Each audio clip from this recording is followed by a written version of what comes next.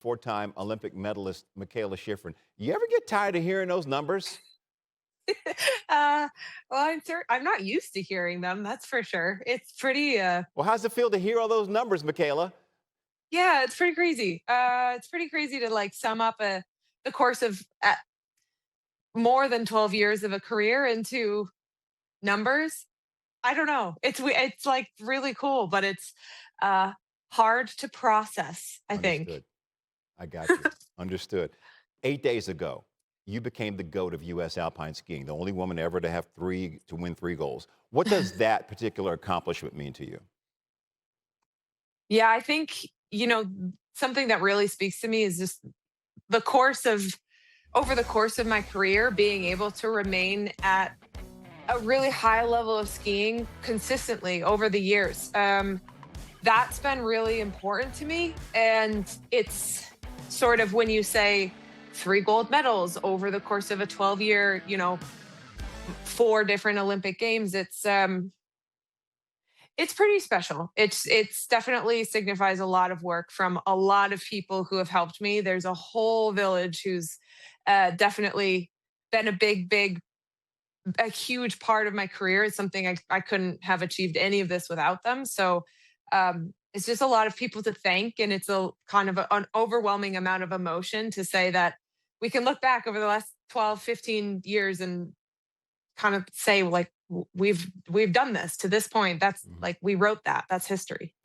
I saw that you quoted Taylor Swift's song Ruin the Friendship in an IG post celebrating your gold medal win. The lyric is, "My advice is always ruin the friendship." And Taylor even commented, historic. Why did that song and that lyric in particular speak to you? You know what? I have been thinking about this song. It's probably my favorite song on her new album. And it feels like it just speaks to sort of the scariness, but also how worth it is to take risks, and how scary that may be, and sort of accepting the unknown of it, accepting the fear of it. And I don't know why, but back in October when we were heading into the first race of the season in Austria, this album came out and I was listening to the song. I was like, this just is how I feel when I'm skiing right now, like trying to encourage myself to take the risk, and kind of waiting for the right moment to use that lyric. And that felt like the right one. I think you nailed it. I think you did. Well done. Michaela, you were pretty open and vulnerable during your gold medal presser about how you dreamed of and feared achieving success without your late father, Jeff. How are you balancing embracing your accomplishment while thinking of your dad? Thank you for the question. Yeah, I it's been a long process, and I think it's important to I think for all the athletes, what we got to see and we got to witness Team USA, especially so many Team USA athletes speaking up about the different stages they are at in life and different stages they're at in their career. I appreciated so much hearing all of these different stories of athletes showing up with nothing to lose and everything to gain, and just having the most fun competing, and athletes who, face the challenges that you tend to face at some point or another when going to the Olympics and being in that kind of a spotlight. And for me, my own story over at least the last 4 years, but definitely the last 6 to 8, has brought me to the point of being in Cortina and basically being able to take on a day that feels very, very special, but also there's a huge bitter side of the day to be without somebody that you love, one of the people you love the most in the world. And it brings up a lot of feelings that are just, I think in grief, there's a lot that I personally have wanted to leave below the surface. I haven't really wanted to sort of dig that up. And it's been now a 4-year process. I started working with a psychologist after Beijing Olympics, actually to start talking about grief, and it sort of brought up all these other things in life and became this sort of comprehensive deep dive into who I am and what my self awareness is like and how I communicate. And this is one of the beautiful things that came from it, is that I could stand in the start, in Cortina on that solemn race day and say, like, this might be a little bit painful.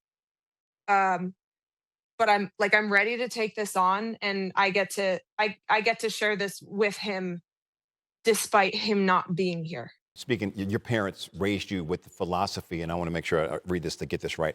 Joyful moments of life are in the moments that you're doing the thing and not what comes once you've done it. What do you Mhm. appreciate most about the journey to becoming the most decorated US Alpine skier?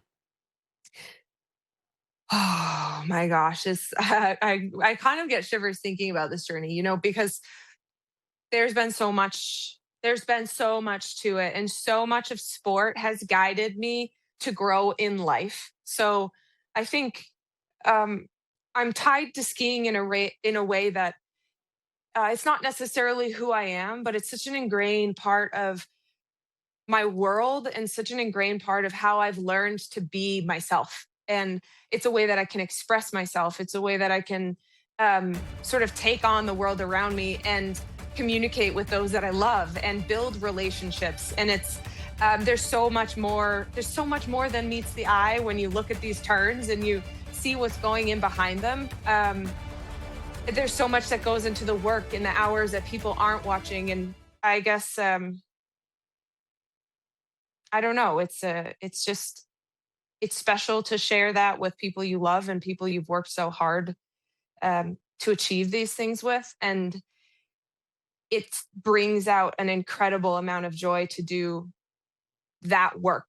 Like those are the moments that I treasure. Is the days, actually the training day before the race day, where we're all working together and we're watching the video and looking at the timing sheet and analyzing the boots and the skis and which boot am I going to take and which ski am I going to use, and all of those things is the sort of process of actually working through it. Those are the moments that I treasure. So I think that philosophy, I'm grateful to my parents for instilling that in both my brother and myself. Like, you get to cross the finish line for a split second and then that moment's over, and history is written whether you liked it or not. So you better kind of cherish the moments in between that are going to take up most of your life and be something that you want to be proud of. Well, my advice is always ruin the friendship. Mikaela Always Shiffrin, ruin it. Thanks. all the best to you in whatever you do. Thank you so much for joining us. Thank you so much.